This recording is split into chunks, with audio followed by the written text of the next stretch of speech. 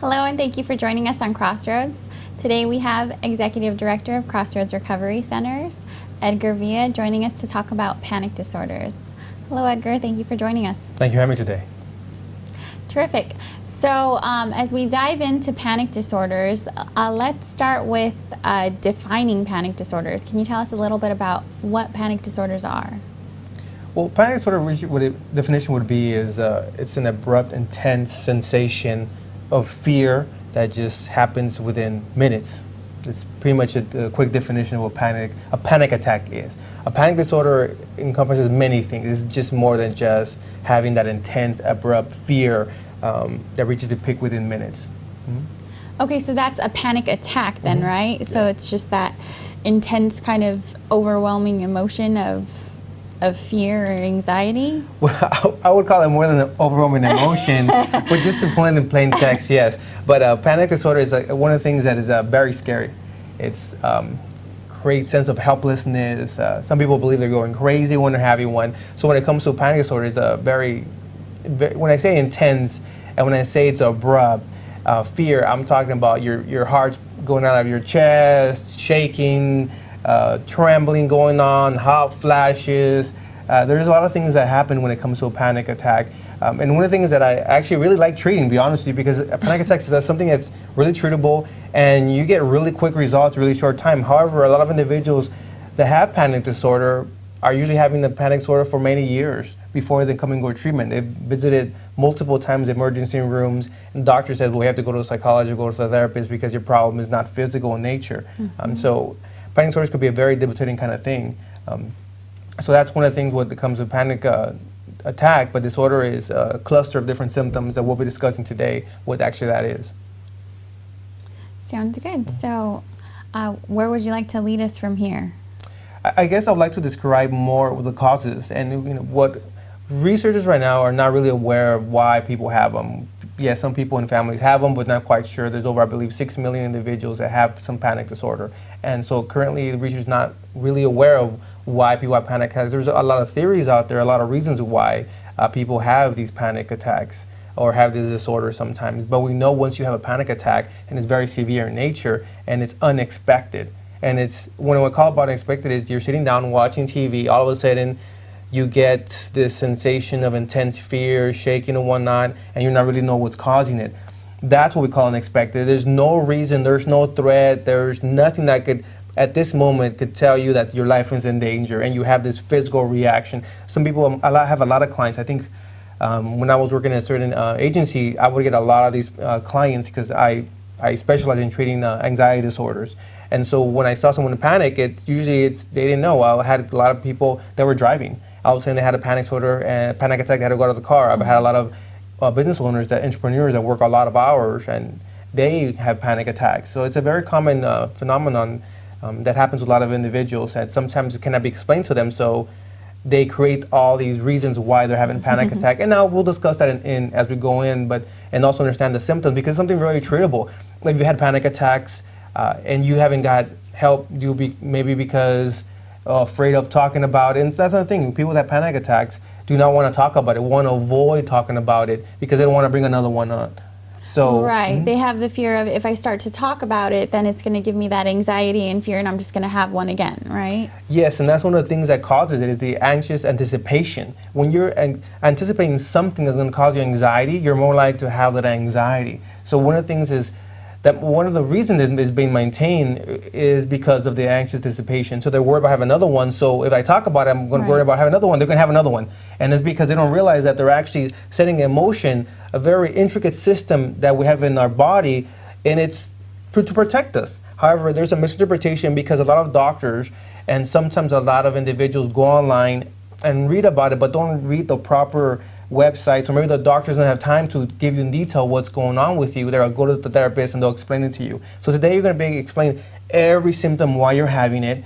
Because one of the first things when we're talking about this disorder or this panic attack is understanding why you're having these symptoms. What is maintaining them? Because it gives you a sense of control. And I have a lot of clients, I would say maybe even now, maybe like 30, 40% of my practice, I have clients that have panic disorders. And it's treatable and get rid of the physical symptoms within 1 or 3 sessions. Wow, Yeah, that's so it's amazing. something that is really treatable. But the hardest part of panic attacks is challenging and changing the thinking of pattern. That is the hardest because that also maintains it, creates it, and also maintains it, or what I mean, exacerbates it, makes it worse.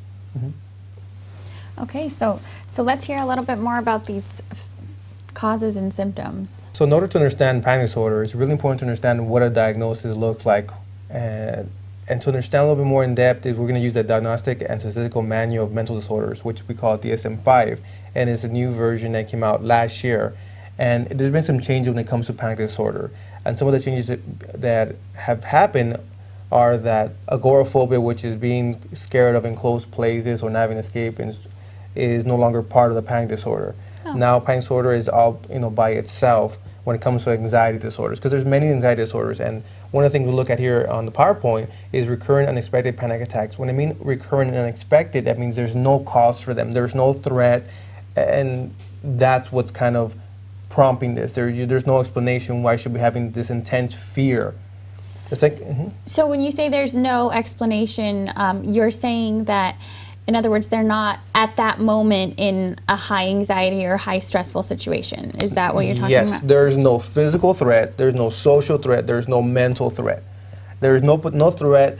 For example, this reaction intensity they're having, it's out of proportion to what they're at or what they're doing. Someone's driving, all of a sudden they have an intense fear, heart palpitation, shaking, sweating, and they're just driving to work or coming back home from work or making a delivery, whatever it might be. Might be watching a movie with their family, all of a sudden have this intense feeling. That's kind of what we're talking about. Maybe they're at work working on assignments, deadlines, or whatnot, and then they have this intense panic. And deadlines and the type of work they've been done before. So that's one thing that you have to look at. It's unexpected. There's no really cause for it. And this is a phenomenon that really scares individuals, that they cannot explain why I'm having these symptoms. There's no Right. logical reason for it. Because it's kind of like a loss of control. You have no control over it, or that's the feeling that you get. And I'm glad you said that, because that's one of the symptoms that we are looking at, is that loss of control, fear of losing control, the fear of going crazy. And we'll go in detail what that looks like. But yes, it's just this unexpected physical response. And with that is you have this intense fear. And well, you have this fear, as you're having this fear, as you're having these intense emotional symptoms, there are you have to at least 4 of the following 13 symptoms. If you will look at the next slide, it kind of breaks it down into steps for us. So when you're having the panic attacks, these are the physical symptoms, and there's mental symptoms. And one of them is having pounding heart. We call it palpitations, acceleration heart rates. Some people in the medical profession, they call it tachycardia, where it means that your heart's really pounding really hard. And there's many reasons why this could happen. Some people just naturally have a faster heartbeat, whatnot, shortness of breath, chest pain or discomfort, choking sensation, trembling or shaking, dizziness, that could be unsteady, lightheaded or faint, numbness or tingling, hot flashes or chills, feelings of reality or detached from oneself, like you're in a dream state kind of, sweating, nausea, or abdominal distress. These are all physical symptoms someone goes through when they're having a panic attack. And so sometimes these symptoms, you notice if you're driving, you're having pounding heart and you're having hot flashes and tingling your hands, is there a reason to have those while you're just driving? Maybe I could understand if you're almost going to have someone hit you, you're going to have this physical reaction. However, say you're just driving on a freeway, on a 605 or whatever freeway you find yourself in, all of a sudden you have these symptoms, they're really going to scare you. Now, these are just some of the physical symptoms. There's also 2 other symptoms, when more of the mental symptoms that I want to address. And the next one would be fear of losing control or going crazy, and fear of dying. And when we talk about fear of losing control or dying, it means that may not know exactly what's going to happen, that they have this doom thought that something bad is really going to happen. And that's kind of what we're looking at. It's this fear of dying, having a heart attack, something bad's going to happen because of these symptoms. So think about it. You're having heart palpitations, obviously for no reason. You've never had them before. Your heart is pounding really hard. You're sweating. Your hand's going numb. it's really logical to think I'm having a heart attack. Exactly. That would be my first response, because you, exactly like you said, your arm's tingling and your chest is pounding. That's the first thought that you're thinking is, I'm having a heart attack. I'm going to die. Yes, and that's what a lot of individuals that come to me for therapy, they've previously been seen by a doctor or an ER and just says to them, you know what, here's some benzodiazepines, some Xanax or whatnot, Valium, here's some medication for yourself, and go see, they usually give them 3 or 4 of them, and here go see a therapist for this condition, and they'll refer them linking to me, or maybe another mental health professional out there. But usually the symptoms, so 4 of these, and that doesn't stop there. So now you've had this unexpected symptoms, intense fear is going on, and along the line you're having all these symptoms. But that's not enough to be considered having a panic disorder. You actually need more than that. So the next point would be is that at least one attack has been followed by 1 month or more of the following. You actually have worry about future attacks. So your mind is consumed about, okay, am I going to have another one? Am I driving? Am I going to have another one? Worry about consequences of attack. Am I going to have a heart attack because of this? And because of these things, you can't drive anymore, or maybe you're very hesitant to getting on a freeway, or because of these attacks, because of these symptoms, you've had to make changes. Now it's causing you impairments. You no longer could do the activities you could do before. Before you get on the freeway, drive to work, and there'll be no problem. Now you're avoiding the freeway completely, just in case you have a panic attack. Right. So not only that's what happens, but you have to make all these changes. Which makes sense, because if you're afraid that you're going to have another attack, I mean, myself personally, if I were to have a panic attack, and I'd definitely be afraid of having another one, and especially if I drive my kids around, and then, you know, heaven forbid something were to go wrong when I'm driving them around, I wouldn't want to be on the freeway for that. And very good point, and that is definitely true. Think about it. You are driving your kids around, and you've had this panic attack, and you don't know the cause of it. You don't know the reason for it. You go to the doctor, and they don't really give you an explanation what the reason is for. They just give us medication and say, go see a mental health professional. And that's what happens in most of the cases. So it's very natural for us to want to protect ourselves from maybe losing control. We're driving, getting in a car accident, and possibly dying because we were losing control or think we're losing control. Right. So that's why panic disorder could be very debilitating. That's why a lot of individuals with panic disorders stop doing many things. And I want to talk about how sometimes we have these panic attacks, these symptoms, when we're doing activities, then all of a sudden the brain connects these activities as part of the panic, and then you stop doing them. A lot of individuals that actually have panic attacks, they stop drinking. It could be alcohol, they could stop drinking caffeine, sodas, whatever they might be drinking at the time of that panic attack, because their mind associates, I've had a panic attack, this might be the cause of it. Because the brain starts to find out reasons or why these symptoms happen. Mm-hmm. And so it's natural for us to eliminate things or stop doing things, so the fear of having those, because it's a very intense fear that we have because of this. And sometimes it happens so quickly that we don't even realize it, and because we were poorly educated when it comes to what the panic attack symptoms are, what's the cause of them, that's very naturally for us to say, nope, I don't want to do the X, Y, and Z, because when I was having a panic attack, I was doing those things. I've had people that have, and we do co-occurring, and I have people that actually stopped drinking alcohol because they were out at a bar and had a panic attack, and so they associated drinking with a panic attack. Mm-hmm. So they're scared of drinking alcohol because they don't want to experience that fear of dying. So sometimes panic attacks could help someone stay sober. There you go. However, sometimes panic attacks could actually prevent people from getting treatment and therapy. And because sometimes alcohol or drugs is used to soothe the panic attack. Sometimes drinking is increased because drinking is a depressant, so maybe it helps control the panic attacks. Smoking marijuana helps control the panic attacks. So there's a lot of drugs out there that actually, a lot of individuals in our treatment center that actually use illicit or licit drugs in order to maintain at bay those symptoms. And it's very common to happen. So think about it, someone's coming to treatment, a family member, and you ask them, can you stop drinking alcohol now? And they've been using alcohol drugs to decrease the panic attacks. They're not going to want to unless you give them good specific skills to implement to substitute for the alcohol or other drug being used to keep these symptoms at bay. That seems like it's a really difficult thing to get them to really realize too, that it's not, part one is whatever you're associating with is not necessarily associated or the cause of panic attacks. And then the second part is this idea of control from using, like you said, marijuana or drinking alcohol to kind of calm the symptoms or prevent them from doing it, when really is it even doing that, or it's in their mind it's just doing that? No, it's doing it. Drugs help with that. Drugs work. Alcohol works. That's why people do it.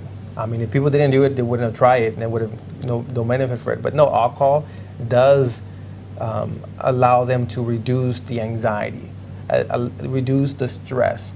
So it's a cause. But then it's causing another problem for them, right? Because they become dependent on either the alcohol or the drug to take over or control that behavior. Yeah, eventually what happens is that with alcohol consumption, and when you have a panic disorder or maybe another mental health diagnosis, what happens is alcohol will serve a purpose, and then your body becomes used to a certain degree of alcohol or amount in your system, and then you need more and more, and that's when the dependence comes in, and that's when you create another problem.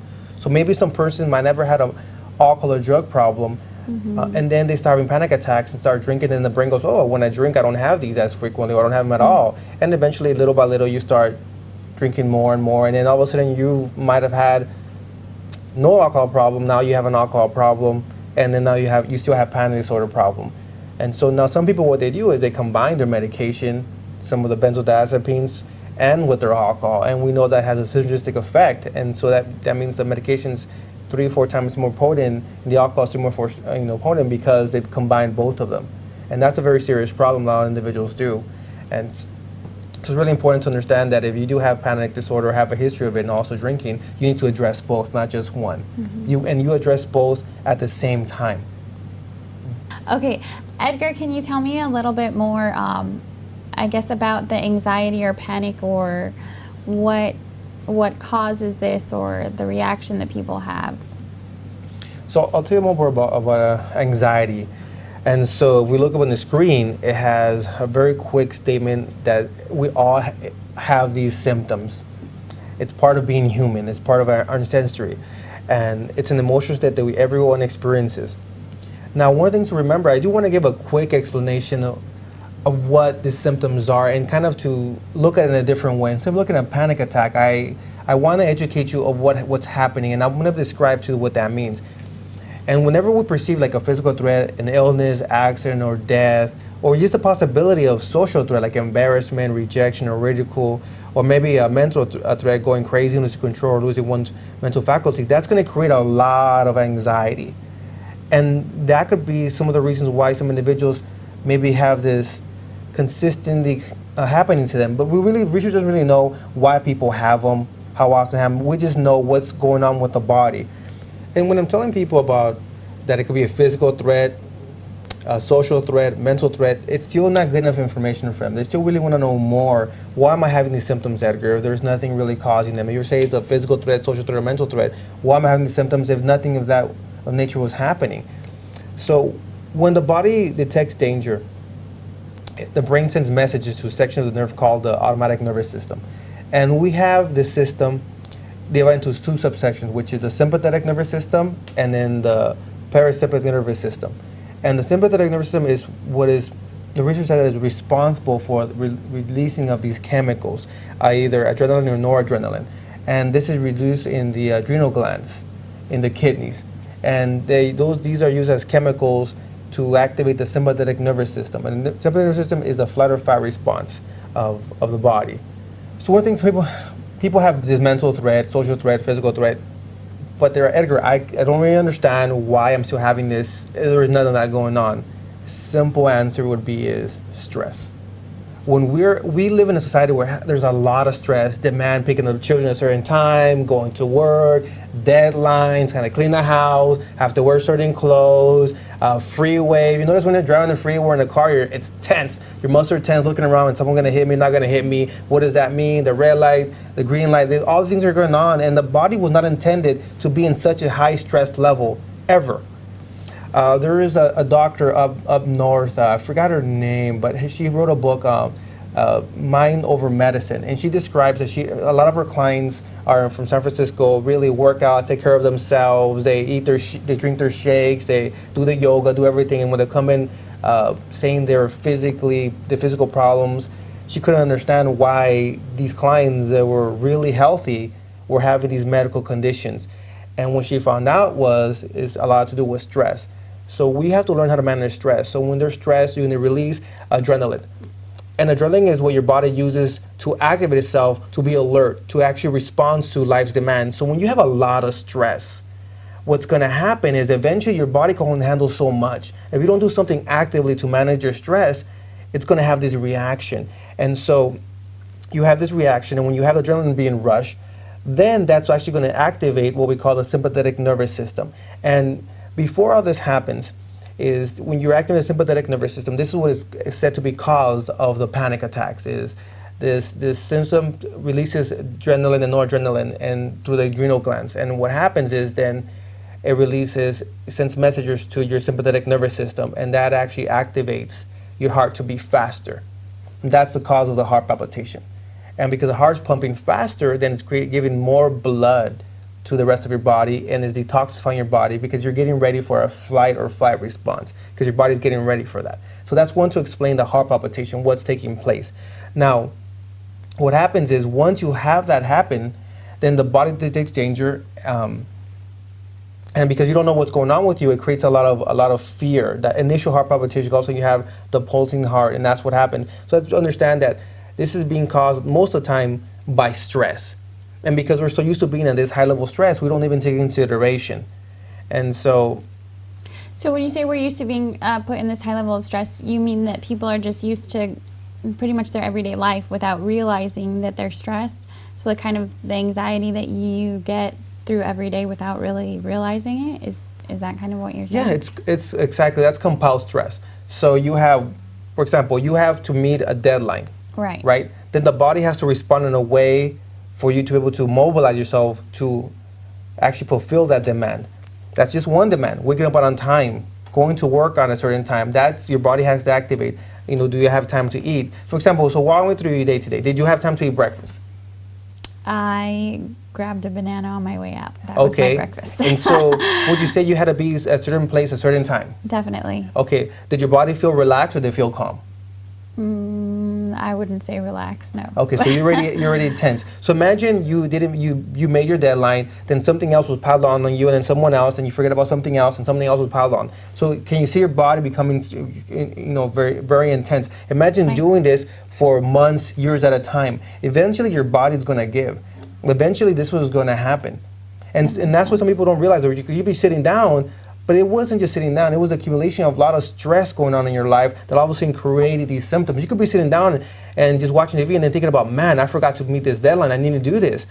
And all of a sudden you get this intense, abrupt response of fear because your body's already, higher sensitivity. And that's one thing. The other thing what happens is, as you're in a high intense environment, we tend to change our breathing. We breathe more. We take kind of shallow breaths, that means faster breaths and deeper breaths, or something not as deep. And what happens, you're going, and without noticing, you're doing this already. So what happens when you change your breathing like this for a long period of time, we know that naturally when you breathe in, your oxygen gets stuck to your red blood cells, and it goes to everywhere it needs to go to. Because the blood has to be a certain stickiness, alkalinity, certain stickiness. And so if it's sticky, it's going to go into your system, whatnot. But when you change your breathing, what's going to happen is, and you breathe faster, shallowly, your blood becomes extra sticky. So even though you breathe more, the oxygen is the oxygen stuck into the red blood cells, it's gonna stick more. And so when it's reaching, it's not going to release the oxygen because it's really sticky. So you're not going to get enough of the oxygen you need. So that means that you're going to be more sensitive to any type of change that's going to create these panic attacks.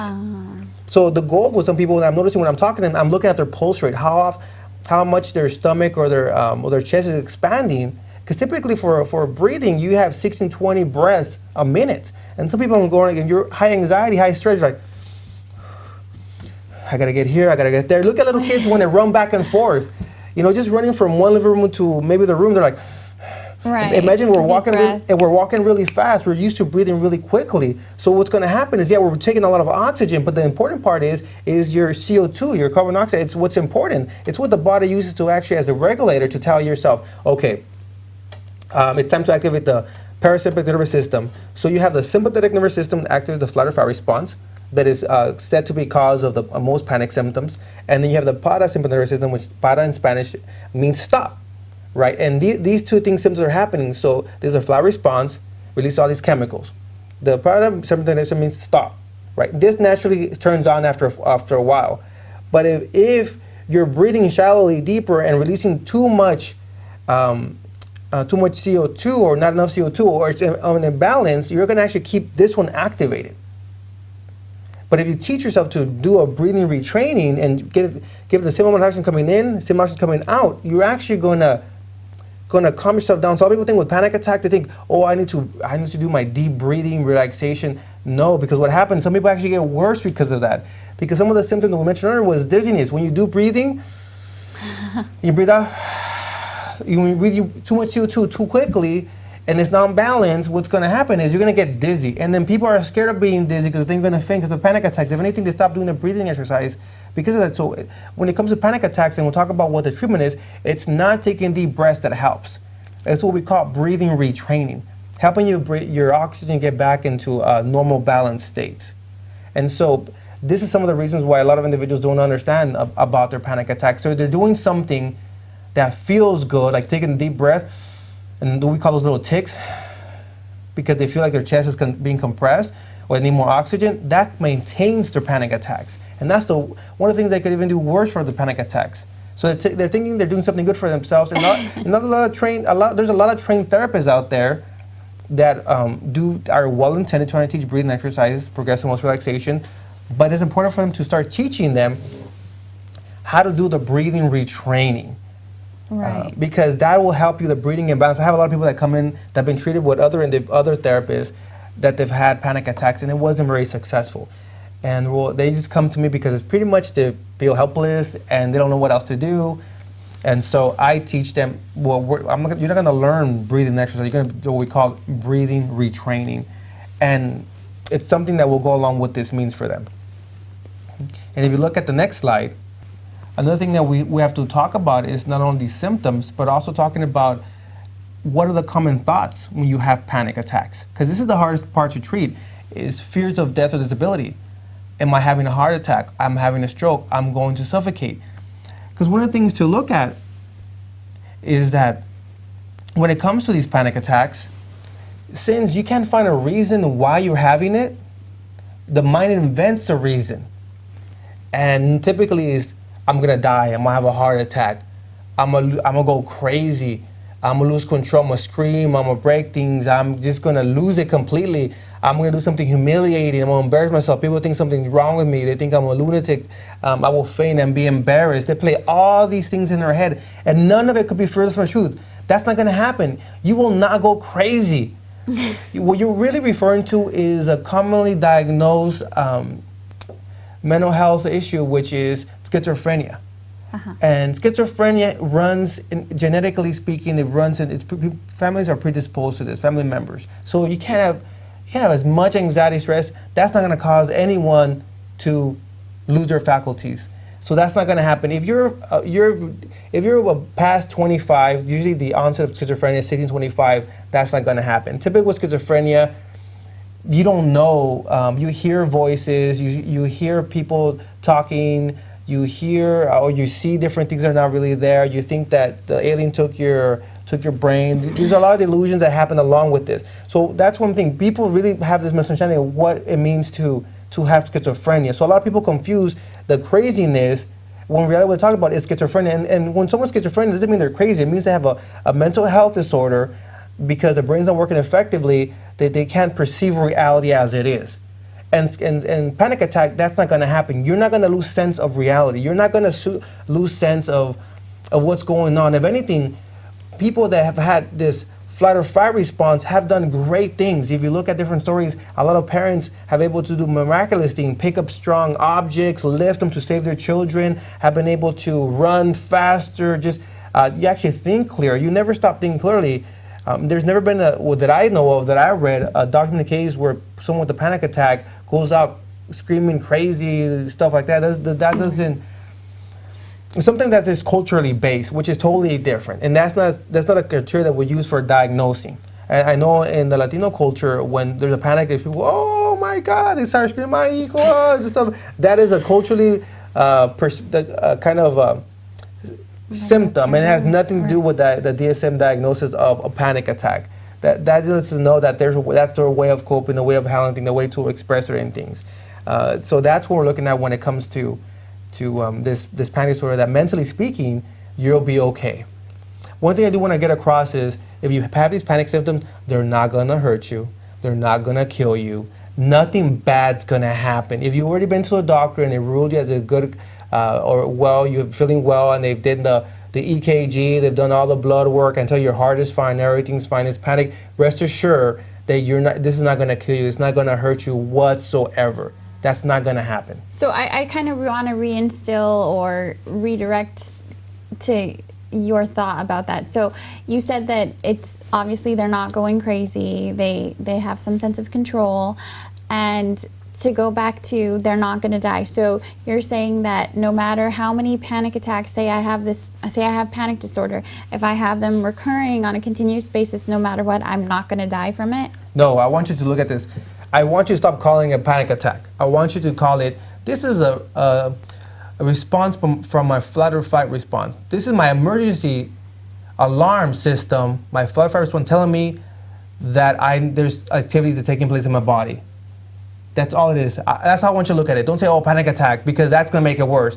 This is my alarm system, my flight or flight response activating itself to protect you. The reasons you have these symptoms is not because they're going to hurt you, it's because they're actually trying to protect you.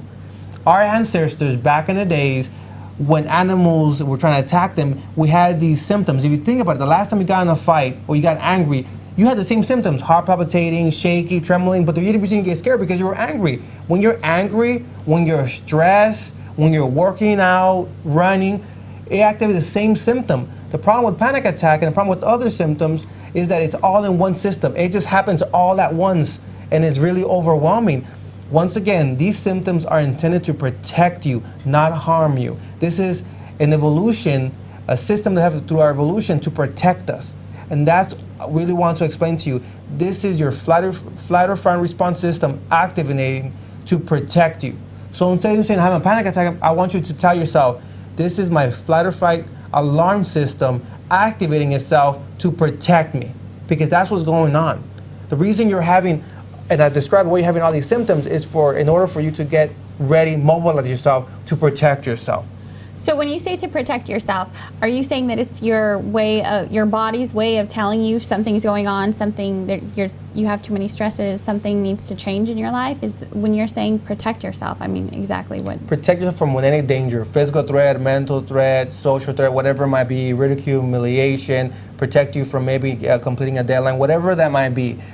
So take these symptoms as, this is my alarm system, my flight-fight response activating itself to protect me. Imagine if you didn't have this response. Imagine you're just walking down the street, all of a sudden a car was honking, you looked at the car with no reaction. Just keep going. The car's gonna hit you. Yeah, exactly. So your body mobilizes. All of a sudden you see threat, it releases chemicals, adrenaline, noradrenaline from your kidney glands to your sympathetic nervous system. Sympathetic nervous symptoms tells you, okay, boom, boom, let's heartbeat faster, let's mobilize. And you save yourself. So that's why I'm letting you know that these symptoms are natural. These symptoms are not going to hurt you. This is your alarm system activating itself. But because a lot of people don't have this awareness or this knowledge, they get really scared. The first step when I'm starting treating someone is give them a lot of education to fight off those thoughts, those lies, what we call catastrophic thinking, when you think about the worst possible outcome. Because none of that is true. Because most people that have come to me have had 6, 7, 10 years of panic attacks. And they've had panic attacks on a daily basis, almost once a month. And how many times have they died since then? How many times have you lost control? It does not happen. It won't happen. You are not going to lose control. I just tell you that. It's not. You're going to think you're going to do it, but no, it's not. It's not. I have a lot of clients, and my clients, none of them have died. That's why they're my clients. I know that I'm making a little bit of fun of it, but I really want to bring it home to that this is just your alarm system activating the flight or fight response to protect you. That's all this is. It's unpleasant. I don't like it. You probably don't like it. I've had it. I know how it feels. It's not going to hurt you. And if anything, it's a symptom that you know that something's going on and you have to address it. And the first step is addressing those thoughts, addressing the physical aspect of it. And I think that's great how you said, let's not think of it as a panic attack. It's your body telling you, you know, your body's protecting you, because then you look at it in a completely different manner. Just by taking out that panic attack or panic disorder, I think that title or that phrase, you're empowering yourself in some way, because then it's like, okay, this is just my body telling me, my body's protecting me. That's all that's going on. So even though you're kind of making, you know, light of the situation, I think that's a good thing, because people know it's, you know, there's hope. This is not the end of the world. I'm not going to die from this panic disorder. And to be honest with you, this is my favorite disorder to treat.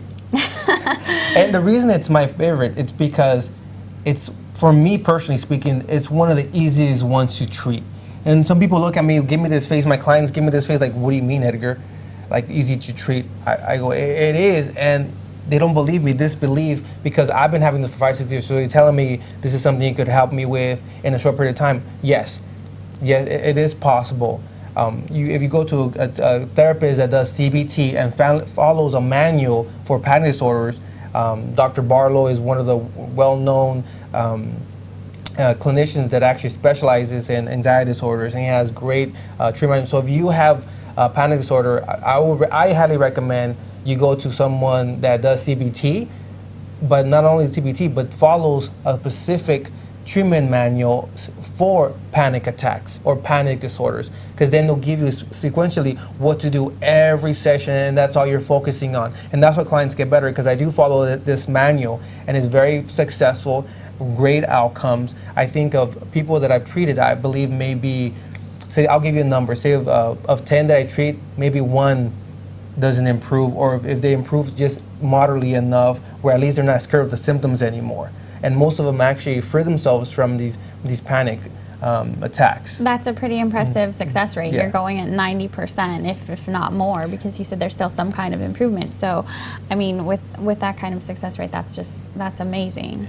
And the thing about it is, the reason the success rate happens is because I'm following an evidence-based protocol that tells you what to do on the first session. So the first session they come in, I give them four pages. We go over about what the symptoms are. I'll explain everything into detail for them. And then in second, then I introduce the breathing retraining. Then I introduce another article for them to read, and then interceptive conditioning. There's a lot of things that the steps that go along.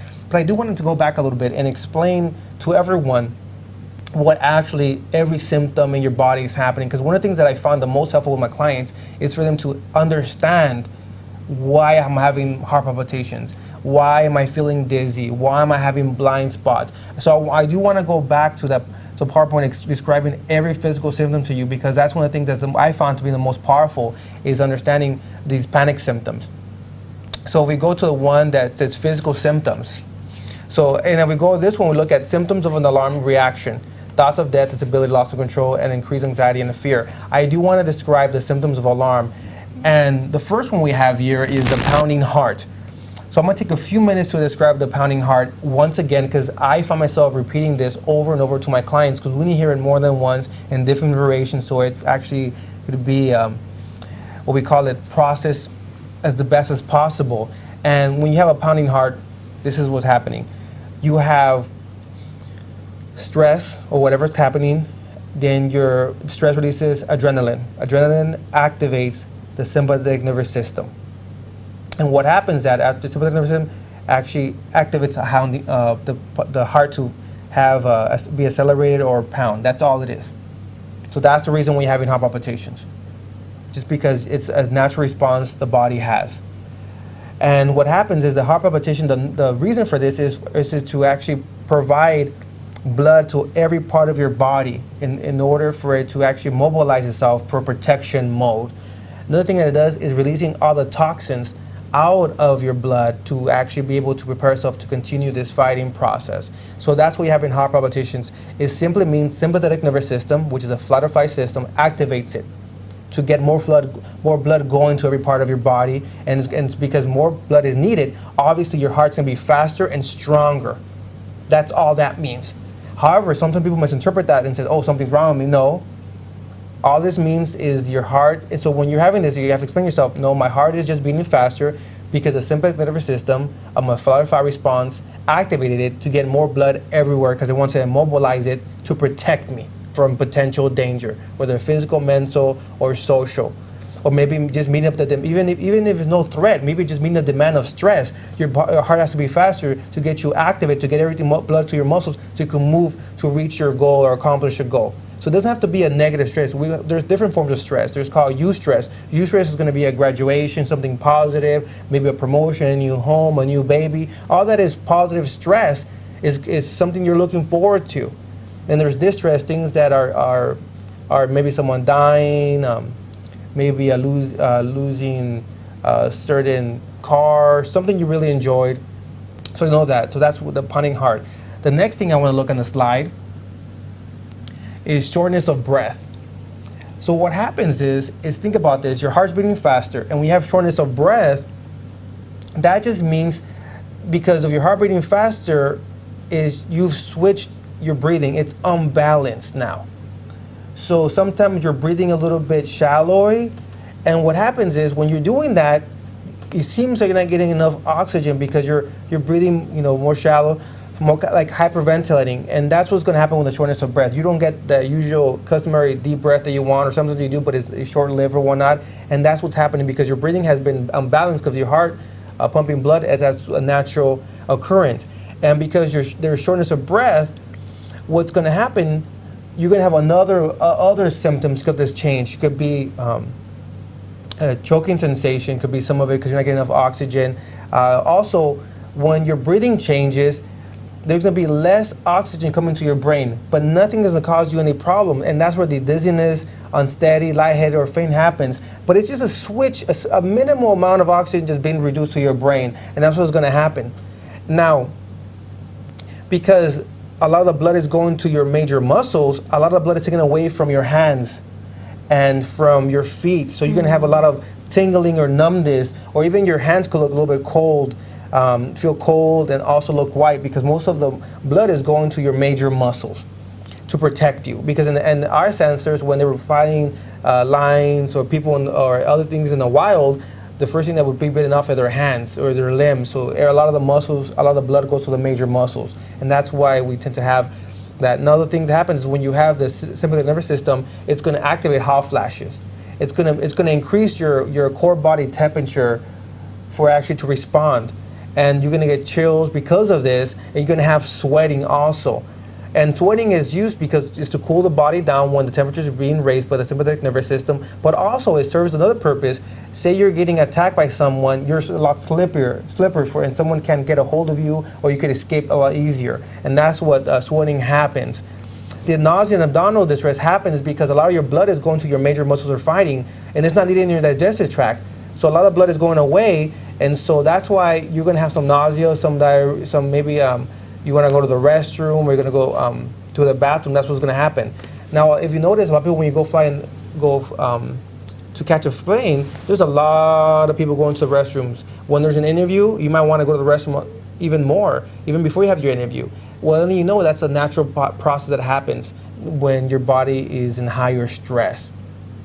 The feelings of reality and detachment from oneself is the same reason, is because less oxygen to your brain, so you're kind of feeling like your dream state, kind of there but not there, and that's what things you're going to look at. Another thing that is not mentioned here that I do come across a lot is some individuals, actually their vision gets better and bigger, and they have like little spots that happens. It's because your pupils dilate. That means they get bigger to get more sunlight in, and when you get more sunlight in, you're going to have little spots you can notice. And your vision will be a little bit blurrier. So that's natural. It happens. It goes away. It's because your pupils are dilating, getting bigger to relieve more sunlight, and you actually have better vision in 20/20, and you actually can see everything. And what happens with the chest pain or the discomfort is because when you're activating this, your muscles are going to be really tense, and that's going to create. And when you're trying to do things, it's going to create the stretching and whatnot, and it's going to create the chest pain, the tension, the muscles, whatnot, because your body's in high tension. So that's why you're having some of these symptoms. If you notice, all these symptoms are explained in order to protect you. They're not going to harm you. They're not going to kill you.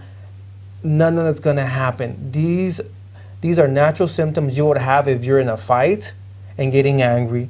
These are symptoms you're having if you're working out or running. These things are going to happen. So just know that. These are just an alarm system of your flight or fight response. And when you think about it, replace the panic attack name with, this is my fight or flight alarm system activating itself to protect myself. And you have to give yourself this rationale when it's happening. And that's one thing that I do tell my clients is, know these symptoms, recognize where you're having them, and as you're having them, give yourself this explanation. Don't let your mind take the hold of it and tell yourself you're going to die, you're going to lose control, because that's not going to happen. Right. I think by you explaining each symptom and really what it is, specifically, it kind of helps to, again, with that control factor and feeling more empowered when they know what exactly is going on with my body. This is not me dying. I'm not having a heart attack. This is just what's going on.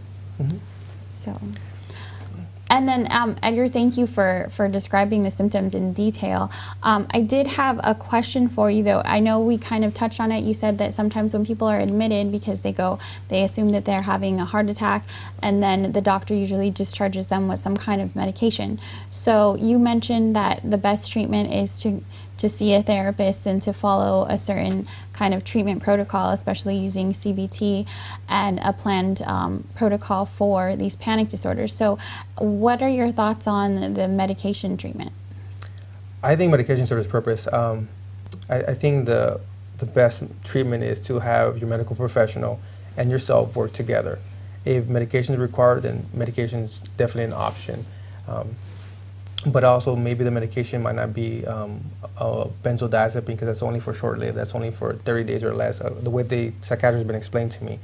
And typically, if you're taking a benzodiazepine and you're doing the model that I'm trying to provide you with, or if you're my client, that would kind of get in the way of doing some of the exercises. So what we try to do is try to work with the doctor and have the communication where the therapist talks to the doctor, say, okay, I'm gonna do this type of treatment. And the client will have her 4 or 5 pills, or he or she will have her 4 or 5 pills, just in case it gets so severe, the panic symptoms, that he or she needs to take one in order to manage it.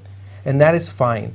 And at the same time, getting the doctor to do a full workup to make sure everything's okay is really important, to fight off those thoughts of something's wrong with me physically. So we need to do that. So beyond just an EKG, beyond just a blood work to have a heart attack, go and get a physical completely. That's really important to do. So it's collaboratively working with your doctor in order to make sure that everything physically is okay. Once the doctor says you're okay physically, everything's fine, let me give some medication just in case, then we do the treatment regimen. There's a lot of other treatments that are also really beneficial for panic disorder. So I'm not saying this is the best one. This is one of the ones that has been researched and studied and shows tremendous efficacy, which means it's shown to be very effective and great results if you follow the protocols it is. And the protocol, usually it's anywhere between 12 to 16 to 18 weeks of weekly sessions.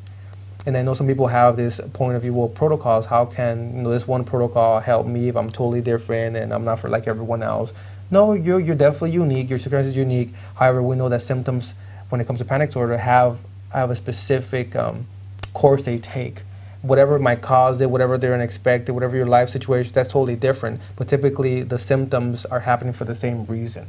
And so there's some things that maintain it. So for me, is combining everything together, working closely with a doctor, but at the same time, following what the evidence says, and having you do these exercises will be very beneficial. And one of the things I do want to express, the easiest things to get rid of is of the panic physical symptoms of it, because once you learn the breathing retraining, once you learn what it is, and you catch your symptoms really quickly, you will avoid going through a full-fledged panic attack. Amazing. I think that's amazing how successful your personal clients have been in treating panic disorder, and two, just I feel, even though I personally don't suffer from panic disorder, I feel that if I ever were to have kind of a panic attack, I would know what to do, and I would feel empowered just knowing the symptoms and knowing, that there's treatment. And it's really just like you said, it's not a panic attack. Let's scratch that completely. It's my body protecting me. One thing I do want to say is that if the client completes the whole 12 to 16, 18 sessions with me, I have a really high success rate when it comes to panic disorder. A lot of clients, what happens is they come in the first 6, 7 sessions, they get rid of them, and they're feeling better, and they want to terminate. And so they're feeling better means that they're having them, or maybe less frequently, or not even at all anymore, and they just stop because they're doing better, and that's okay also. However, the reason we have full other sessions because there's a lot of little things that have to be done in order for it to fully kind of set in and really treat the panic disorder as supposed to, versus they coming back in the future or whatnot. And some people, when they have the panic come back in the future, is because they didn't go through the whole course of the treatment model. And that's one thing to understand, is that your symptoms will go away pretty quickly, pretty easily. It's really important, if you do doing CBT with someone, to work through the whole model, not just until you feel better and you're done and you're stopped. And that tends to happen a lot with a lot of my clients. They tend to do better 4, 5, 6, 7 sessions in, and all of a sudden they don't want to come back again. And I'm not going to convince them to come back in. I'm just going to let them know, okay, if these ever return or whatnot, hopefully they don't, come back to me, and then we'll continue the rest of it. But that's what we're looking at, is just when it comes to getting rid of the panic attacks itself, it's pretty easy to do. And most of my clients, like I mentioned before, 9 out of 10 will get rid of the physical symptoms completely. Because once you know I'm going to be fine, and when I mean completely, it might take maybe 5, 6 sessions to get them removed completely, but you do see a significant reduction in the symptoms themselves. And it's not only me, it's just a lot of individuals that do this kind of the therapy also have the same rate. So that's what I'm saying is, or what I'm trying to advocate or express, is that go to a clinician that is trained to do panic disorders, and ask them these questions. Do you use a treatment protocol? If you do, which ones? Are you trained on CBT? What is your success rate when it comes to clients? How do you track your success rate? How do you know success rate? Do you provide people with skill building, homework assignments? Because that's kind of what's needed in order to do this. There's certain steps. Like, for example, if you would come in with me, the first week out after doing my evaluation with you, is I leave you with forms to track your symptoms, track the physical symptoms during the week, and also at the end of the night to write down your anxiety level of depression, and the overall anxiety, how it was for you. So panic disorder, symptoms, anxiety, and then the depression. Because a lot of people that have panic attacks tend to develop depression, because with panic, what happens, you stop doing things, activities, because of a fear of having them in public or having them do them again. So little by little, you start cutting off those individuals. You stop going out, you stop doing these activities, and all of a sudden your world becomes very small. And that's one of the things to look at, is some people who have panic disorder also have a comorbid or a secondary diagnosis of depression. So when that happens, that complicates things. So if you have when you have a straight just panic disorder, my success rate is pretty high. When you combine a panic disorder with a depressive disorder, that gets more complicated, because now do I treat the panic disorder first or the depression first? It just depends which one's creating more problems at the moment. If they can do the activities or the homework assignments because they're too depressed, then you treat the depression first. And at the same time, you work with a doctor or psychiatrist, maybe an antidepressant is needed to kind of help improve the mood of the client. So that might also be needed. And also, I've had a lot of clients too that actually get on antidepressant for anxiety and depression for when they're on panic disorder, and that helps them alleviate the strength of the anxiety. So what I'm letting you know is not just this treatment by itself, but also if you combine it with medication, it's also very effective. However, medication is not needed, but I've known that, and research shows also with my clients that do both together, you do better. It's faster, and that's when I say the 9 out of 10 is because they're working also with medication and with me at the same time to help them. Those individuals that just do straight therapy alone, I would say maybe 6 to 7 of them get improve significantly, and then if they use medication alone, same kind of results I see sometimes. So combining both together increases your odds. So if you're questioning, will I take medication or not take medication, if you have a true panic disorder like I've described today with all the classifications, all the symptomology and everything, then combine both. Some people just have one panic attack here and there, but they really still do everything. It doesn't stop them from anything. That's not really a true panic disorder. They just had this physical sensation, but it's not really panic attack, or it's not really a panic disorder per se, as we will diagnose it. because you notice for diagnosing purposes, you have to have meet certain criteria. That's what's really important if you do have panic disorder, to go get treated or get an evaluation by a trained mental health professional, because then they will be able to give you a good understanding of what your specific symptoms are and give you proper diagnosing. Because some people might have what we call general anxiety disorder, which is, and some people anxiety gets really high, you have a panic attack, but it's not really a panic disorder, it's more general anxiety disorder. So it goes along with, some people might have PTSD and have flashback and seems like a panic attack, but it's not really a panic attack, it's more in order to do with PTSD. So some people might go through withdrawals from alcohol and drugs and think it's actually a panic disorder or panic attack, which kind of looks like it, and it might be, but it's due to a general medical condition, or it could be due to a drug-induced kind of panic because of withdrawals. Some people have thyroid problems, some people have maybe diabetes, or they might have a sugar problem, or maybe they need to eat and they have these symptoms. So it doesn't generally mean that just because you have these symptoms, you have a panic disorder. I really recommend that you actually go to someone, a mental health professional, get a full work medical checkup, and then everything's okay. Because what happens, say you do have like a thyroid problem, and they give medication, and all that goes away. You don't need any therapy. And I'm talking about the people that really have really gone to all the doctors, already have been told everything's okay with you. Those are the issues we're talking about. Now you need to go see a therapist. Now you're going to see a therapist, yes. Okay. Because what happens with people with alcohol and drugs, they stop using alcohol and drugs. You teach them the skills, and they go through post the withdrawals. Right. And this is all gone. They don't have a problem. So it's. I know that I presented it in a way, but I did want to describe to you that there's many other causes for people to have panic symptoms, not a panic disorder. Panic symptoms. Physical symptoms of panic. Physical symptoms of panic could have many causes, but panic disorder is very specific, and you'd have to meet the symptoms and criteria. But again, like Edgar said, the best thing to do is go see a doctor and a mental health professional, get a full workup to know that nothing is wrong with you physically, and then you can proceed to treat your panic disorder.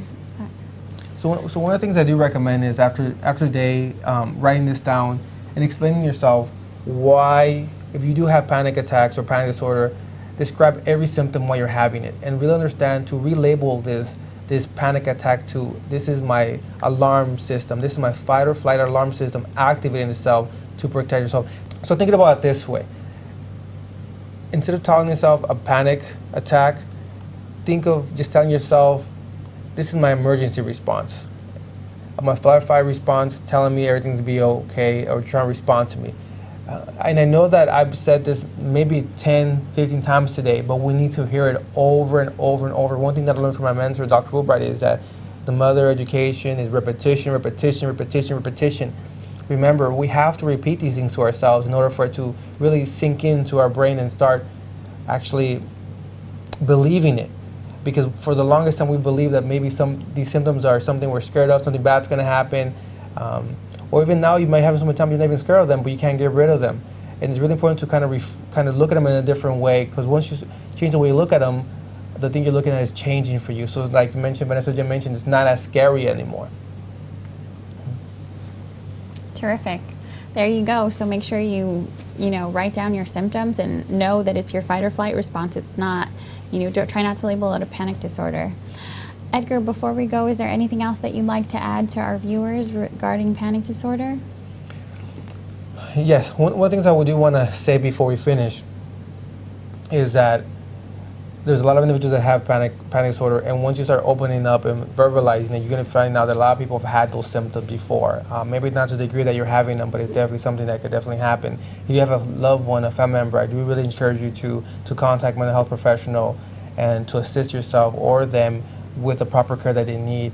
If you have someone that has alcohol and drug problems but also have panic disorders, really encourage them to go into a program center or treatment center that addresses co-occurring disorders, not only the alcohol but also the panic disorder. So when they leave treatment, they are able to actually engage themselves fully in life without having to fear a panic attack. Another thing I do want to say is that if you're having these panic symptoms, you really want to take a look at what you're eating. I really didn't mention that much of that today, but reduce the caffeine, reduce the sugar, reduce things or food that's going to activate your sympathetic nervous system, that's really going to get you all what we call hyper. You want to reduce those. Usually that's what I do when someone come in, is reduce the foods that might be causing this. And then slowly get them back into your life little by little, so as it becomes safer and safer and safer. So just know that there's a lot of things we're going to talk about today. We just focus just on the simplest form when it comes to panic disorder. But if you're interested, give us a call at 8877-293-0722 or call Christ TV and ask questions, and we'll have another show on panic disorder, and will be really educational for you. So I encourage you to call us, give us your feedback, ask questions, and we'll try to answer the question on next show, which we're going to be talking about how to treat panic disorders, or give you specific skills to use in order to treat yourself or help yourself before you could actually see a clinician. But it's not to substitute a clinician or a mental health professional or a psychiatrist or a regular doctor, but just to give you information to make your life a little bit more manageable with these symptoms. Well, there you go.